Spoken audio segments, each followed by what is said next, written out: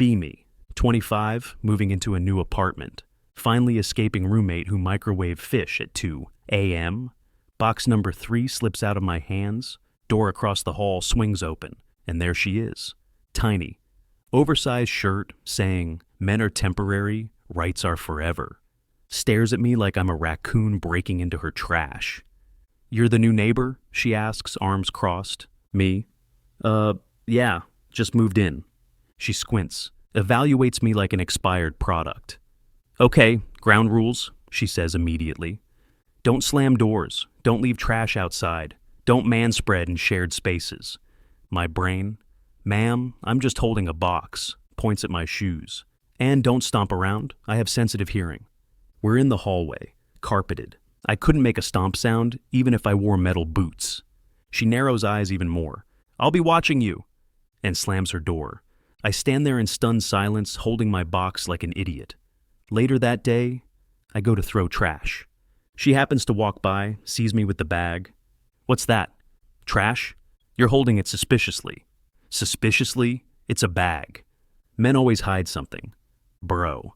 "What evening?" I'm unpacking. Drop something. It makes the tiniest tink sound. 10 seconds later, a knock on the door. I open. It's her. Arms crossed, eyebrows up to the ceiling. "Are you deliberately making noise?" I dropped a pen. She tilts her head, like she's trying to detect a lie. Finally, fine, but I'm monitoring this situation. She leaves. I close the door. Next morning, I open my door to go to work. She opens hers at the exact same time. We lock eyes. She looks at me like I already committed 3 crimes. I nod politely. She narrows her eyes. Suspicious. I haven't even breathed yet today. Downstairs, Mrs. Yeager, 80+, legendary, half-blind, struggles with grocery bags. I immediately help her. "Let me carry those for you." She beams. "Oh, thank you, sweetheart." As we pass the hallway, feminist neighbor appears, stops, stares, processes the moment. She glances at my hand holding the heavy bags, then at my face, then at Mrs. Yeager's smile. Her eye twitches. She hates that she finds it attractive. She crosses her arms, mutters under breath, "Of course he's nice. Disgusting." Mrs. Yeager, "You have a lovely boyfriend. Me and feminist neighbor in perfect sync. We're not." We both blush for different reasons. Later that day, I notice the hallway light flickering. I grab a chair and screwdriver to fix it. I'm on my toes, arm up, trying not to fall. Her door opens. She sees me with a tool in hand, muscles slightly flexed, tall enough to reach the ceiling. Her mouth, "Oh, look at that. A man doing something useful for once." I almost drop the bulb. She steps closer, pretending to inspect. "You're surprisingly handy," she says reluctantly. "Thanks." She clicks her tongue, annoyed at herself. I didn't mean it as a compliment. It sounded like one. It wasn't. She storms back into her apartment. Door slams. Through the door, I hear a muffled, "Stupid tall man with stupid gentle smile." I'm taking out trash in the evening. She's coming home with iced coffee, sipping like a villain. She stops next to me, glares. Finally, she says, "You're too polite." "Sorry?" "Stop saying sorry." Okay. We stare at each other. She's breathing fast. I'm deeply confused. She turns away, flustered. "I don't hate you if that's what you're thinking." "I didn't say that." "Well, maybe you should. It would make this easier." She marches to her door, then stops and mutters softly, almost too quietly. "Why are you like this?" Me. "Like what?" She growls in frustration. "You know, all helpful and kind and, ugh." She disappears inside her apartment and slams the door again. I stand there with my trash bag like, what the hell did I do this time? Saturday morning. I'm cleaning my apartment, blasting music. 3 seconds later, bang, bang, bang on the wall. Her irritated voice from the other side, "Turn down your emotionally repressed male playlist." I yell back, "It's not repressed, it's rock." "Aha, same thing." The wall thumps again. I turn the volume down, just a little. 5 minutes later, drilling, metal on metal, like someone torturing a robot. I knock on her door. She opens with goggles, pliers, and a piercing needle. "Seriously?" I ask. "I'm busy," she says, absolutely unfazed. It sounds like you're dismantling a submarine. She shrugs. Beauty has a price. For who? For me. She slams the door in my face. Later that day, I head downstairs and see her struggling with a huge, heavy box. Like, barely taller than her. Huge. She grunts, trying to lift it. It doesn't move. Need help? I ask. No, she says. Strains again. Zero progress. Are you sure? I said no. The box tilts. She nearly falls. I catch it, and her, at the same time. Her hands land on my chest. Her face inches from mine. She freezes, eyes wide, cheeks turning pink. Then, panic. She steps back like I'm radioactive. I was just testing your reflexes. By dropping a box on yourself? Yes. I pick the box up effortlessly. She stares. Her face goes redder. Stop that. Stop what? Being strong, it's distracting. I blink. She blinks harder. Then she inhales sharply. Snaps back into cold mode. I mean, whatever. I don't care. Then she walks ahead of me, trying to look composed, but nearly trips over her own feet. I carry the box all the way to her apartment. Set it down. She stands there awkwardly, fingers fidgeting with her sleeve. Thanks, she mutters. I swear, that one word costs her a year of life. No problem, I say gently. She instantly panics, shoves her emotions into a locker, and slams it shut. Her expression goes cold again. Don't get used to it, she says. I won't. You better not. We stare at each other. There's a spark, a stupid, undeniable spark. She turns away first, mumbling, Didn't think you'd be the type who helps. And what type am I? She swallows, eyes soft for half a second. Then, armor on, annoying, her door closes. But this time, it closes softly. 8 a.m. I'm locking my apartment when I hear crack, bang. Oh, come on! Her door is hanging sideways off its hinge. She's kicking it like it insulted her ancestors. I approach cautiously. Everything okay? Does it look okay? My door is rebelling. I examine it. You want help? No. The door promptly falls off completely and hits the floor. She stares at it. She stares at me. Help! She whispers. I prop the door up, grab my toolbox, and get to work. She hovers behind me like a tiny, angry security guard. You know, I say, this would have broken sooner or later. It's old.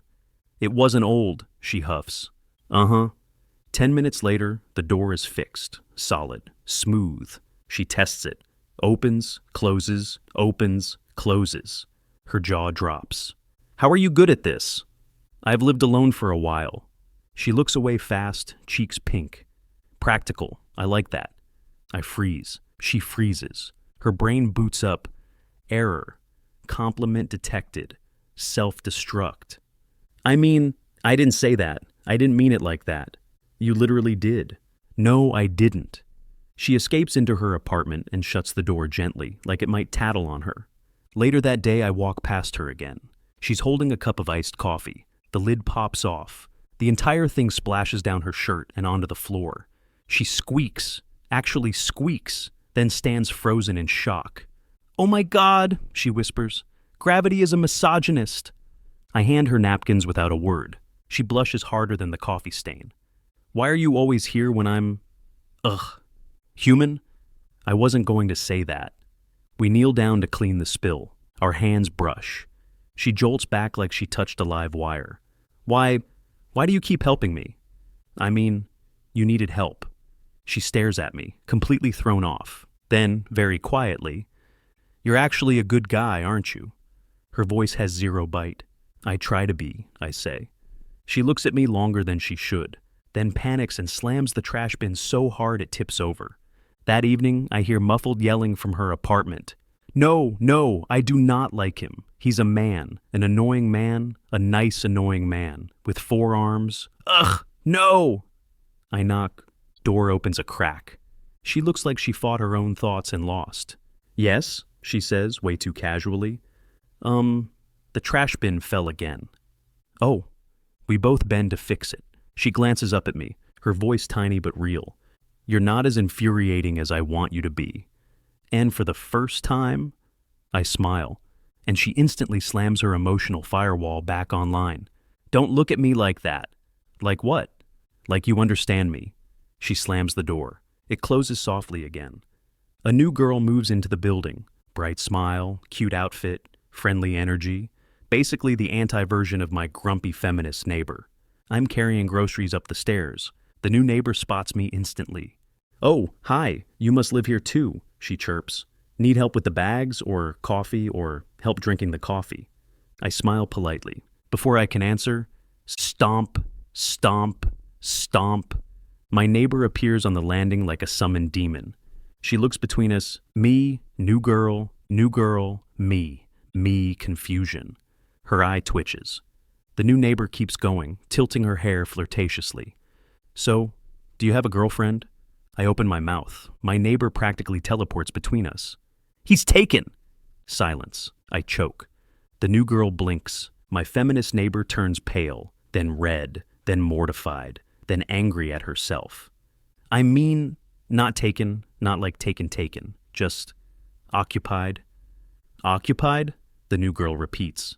Yes, I mean, his space is occupied. His aura, his air. I was standing here first. I go, we're literally on the stairs. Exactly, and that's my stairs zone. A pause. Her brain realizes what she just said. She tries to backpedal desperately. What I meant was, he's, unavailable because he has obligations.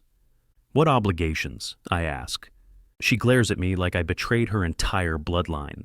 Don't ask me questions right now. The new girl looks at me. So, are you two together? Me. No. Neighbor. Yes, no, stop letting me talk. She flails her hands like an angry traffic controller. The new girl backs away slowly. Okay, I'll just see you around. She escapes up the stairs. Silence. I turn to my feminist neighbor. You okay? She stands frozen, staring at a wall. Then she grabs her face with both hands and groans into her palms. I was not jealous. No one said you were. I wasn't. All right? I was just protecting the building's emotional integrity. That's a thing now? Yes, it's a very important thing. She glares at me like it's my fault she embarrassed herself. Then, quieter, she was staring way too hard at you. So you were jealous. Her entire body glitches. I go fall down a staircase. She storms off, muttering, I don't get jealous. I hear suspicious silence behind her door. No music, no stomping, no angry feminist podcasts. Knock softly. No answer. Knock again. Finally, her voice, exhausted and muffled. Go away. I'm busy being overwhelmed. I hesitate. Then leave. 5 minutes later, I return holding a steaming container. Knock again. I lift the container up like an offering. I brought soup. The door unlocks immediately. She peeks out with messy hair, puffy eyes, blanket cape. What kind of soup? Chicken noodle. She opens the door all the way. Fine, enter. She sits on the couch wrapped in her blanket cocoon. I place the soup in her hands. She stares at it like it's a small miracle. Why are you being nice to me? Because you look like someone unplugged your brain. She sniffs the soup and whispers, It smells like comfort. Then, quietly, I hate this. I hate being like this. Like what? She clenches her jaw. Like a human being with feelings. I sit beside her. Her voice trembles. When I was younger, everyone treated me like I was harmless because I'm small. Then men I dated made me feel like I was disposable. So I built armor, sharp armor. I got loud, confident, untouchable. If I acted strong enough, no one could hurt me first. She avoids my eyes. But it's exhausting, and I don't know how to turn it off. I say gently. You don't have to be sharp with me. She freezes. You can be soft with me if you want. No teasing, no jokes, just sincerity. Her eyes instantly get glassy. Why would you say something like that? Because it's true. She sits there staring at me, looking like she might either hug me or throw me out the window. Finally, in a tiny voice, Don't be kind to me right now. I might actually melt. Then melt. She blinks rapidly. Are you flirting with me? Maybe? She hides half her face in the blanket. I hate how warm that made me feel. No, you don't. Shut up! But she's smiling. She finishes the soup. Without thinking, she leans her head on my shoulder. I go perfectly still. Sorry, she mutters. Don't be. She exhales shakily. This is the first time in a long time someone took care of me. Not because of guilt or obligation, just because they wanted to. Yeah, I wanted to. She lifts her head and looks at me. Something in her gaze has changed. Less fire, more vulnerability, and something like trust. She whispers, I don't know if I'm doing this right. You're doing fine. She gently nudges my shoulder with her forehead. Thank you for the soup and for being you. I smile. Anytime? It starts small. We're talking in the hallway, again, about some nonsense like broken mailboxes. One neighbor passes by, raises an eyebrow. You two arguing again? Cute. She instantly steps back like she's been caught shoplifting feelings. We're not cute. We're not a thing. We're not me. We're literally just talking. The neighbor smirks. Sure, talking with hard eyes. She turns red. I do not have hard eyes. Neighbor. Sweetheart, if looks could cuddle, you'd be in his shirt. I choke on air. She threatens the neighbor with her glare. A week later, I come home with groceries. Old Mrs. Ackerman from 3B waves at me from her balcony. Your girlfriend's looking for you. I freeze. My what? She's downstairs yelling at the delivery guy for denting your package. Fierce little thing. Good choice. I blush. She storms upstairs, waving a crumpled receipt. I was not yelling. I was advocating. For me? Shut up. Mrs. Ackerman pops back out. You two fight like an old married couple. Very healthy. I turn red. My neighbor turns nuclear red. Stop calling us that! But she doesn't deny it this time. She just hisses and runs inside. At the gym, the receptionist asks, Is your girlfriend coming too? At the store, the cashier smiles. Matching loyalty accounts? Cute. At the building's front door. Oh, look, the lovebirds. She nearly combusts. I will sue everyone for defamation. Me. You can't sue for accuracy. She freezes. Excuse me? I shrug. Well, we do spend all our time together. And you get jealous. And you... I do not get jealous. A little. Do not. Okay, micro-jealous. She opens her mouth to argue, then closes it. She's thinking about it, which is new. Later that night, I'm lying in bed. I replay every moment at the soft smiles, the way she defended me, like a tiny angry lion, the way she let herself be vulnerable with me, the way she looked at me today, even while denying everything. And I realize something terrifying and wonderful. I like her. I'm carrying groceries into the building when I hear raised voices in the courtyard. Her voice, sharp, controlled, furious. And his, a man I've never seen, but instantly hate. Tall, smug, leather jacket. I just want to talk, the guy says, stepping forward. She stands her ground. You had 2 years to talk. You only show up when you lose control. That's your pattern. I freeze. She looks shaken, but unbroken. The ex scoffs. Oh, so now you're with him? Cute. Upgraded to the discount version. My hand tightens on the grocery bag. She steps in front of me like a guard dog. Insult me all you want, but you don't get to disrespect him. The ex sneers. And if I don't, I finally speak. You should leave. The ex laughs. What's he gonna do? Before I can answer, she does. She pokes the ex in the chest. Hard. What he won't do, she says coldly, is break me down, gaslight me, or treat me like a placeholder. Now get out. Before I start yelling loud enough for all the neighbors to enjoy. The ex looks around, sees curious faces peeking from windows, mutters something and leaves. Doors slam, locks click. Silence. She exhales shakily. I set the groceries down. Are you okay? She nods, then shakes her head, then lets out a nervous laugh. That was exhausting. God, he always brings out the worst version of me. I step closer. You handled him. You didn't let him in. Yeah, well... She rubs her forehead. Thanks for backing me up. I wasn't going to let him talk to you like that. She freezes, softens. Her voice grows small. Why? I don't hesitate. Because I care about you. Her breath catches. She looks at me. No one has ever stood up for me without expecting something in return. I didn't expect anything, I say simply. That's exactly the problem, she whispers. You're ruining all my stereotypes. I smile. That sounds like a good thing. She groans, covering her face. You don't get it. I keep telling myself I shouldn't like you. You're too nice, too calm, too... She waves her hands wildly. Non-threatening, I laugh. Sorry for not being terrifying. Don't apologize, she snaps, cheeks red. You're exactly what I want, and I hate that I didn't see it sooner. I step closer. I liked you from the first day. Her eyes widen. She snorts, laughs. God, you're hopeless. And you're amazing. She swallows, eyes softening. Kiss me. I do.